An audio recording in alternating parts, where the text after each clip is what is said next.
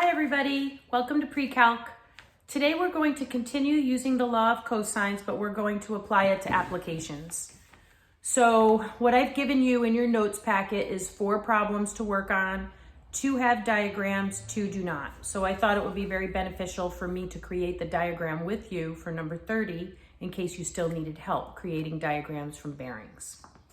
So at this point, you can either pause the video and try to create the diagram to number 30 yourself, or you can follow along with me if you're not sure about the whole process still. So as we read number 30, a plane flies 810 miles from Franklin to Centerville with a bearing of 75 degrees. Then it flies 648 miles from Centerville to Rosemont with a bearing of 32 degrees. Draw a figure that visually represents the problem and find the straight line distance and bearing from Franklin to Rosemont. Now, when we read the problem, we see that there are 3 different cities. These 3 cities will be the 3 vertices of the triangle. We also realize that the bearings that they give us are just a degree value. So when we're just given a degree value without direction, the direction is always northeast. So 75 degrees really is north 75 east. And the same is true for 32 degrees. It would be north 32 degrees east. So just to write that down for you, the bearing of 75 degrees is really north 75 east, and the same follows for 32.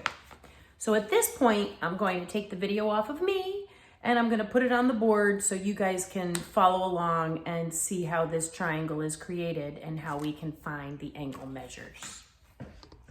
Okay, so one other thing I didn't point out is we also noticed that both of the bearings are northeast. So if we were traveling northeast and then northeast again, we're going up for quite some time. So when we create our diagram, we want to start more towards the bottom of our paper. And it's good to think about that when you're creating these things, so you give yourself plenty of room when you're showing your work. So I am starting at Franklin. And at Franklin, I know I'm traveling at a bearing of 75 degrees for 810 miles until I hit Centerville. So I want to draw my weather vane in.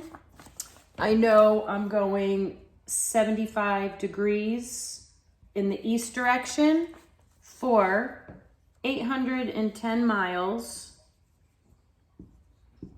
until I hit Centerville.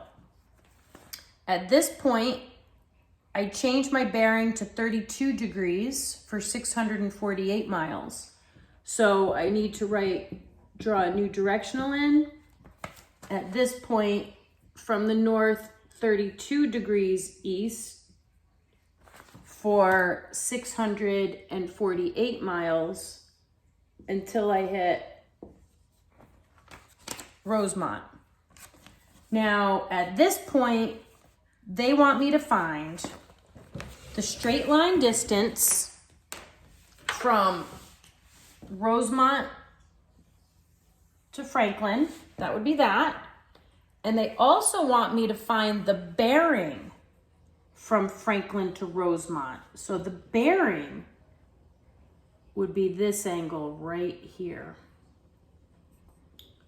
So in order to find this straight line distance, which I'll label X, and this bearing here, I need to know what these 3 angles are inside the triangle. So let's think about some things we've learned recently. First of all, up here at Rosemont, I have no information at all, so it's not possible to find this angle. When I look down here at Franklin, I know this big angle is 75 degrees, but I don't know what this little piece is right here. So 75 degrees doesn't help me with that fact. But something I do know is I know all 4 of these angles are 90 degrees. So I know these 2 angles have to add up to 90. So I know that this angle right here is 15. Now I'm going to go back to my properties of parallel lines. Since all of these directionals are parallel with each other, I look here and see that I've got a pair of alternate interior angles. So this angle is also 15. And going back to the fact that all four of these angles are 90, I know this is a right angle. So I know the value of this angle right here is 32 plus 90 plus 15, which gives me 137 degrees. So 137 degrees is the value of this angle right here. And now, I forgot to write this distance in that they gave us of 649 miles. So now, as we can see, we have a side angle side situation. And if I have side angle side, I can use the law of cosines to find my vertical distance. Now, in order to find the bearing from Franklin to Rosemont, remember, we need just this angle right here. So perhaps if we knew this angle here, that would help us find the angle we need to use for our bearing. So I want you guys to realize, just because we've learned law of cosines, it doesn't mean that's the only tool you have to use.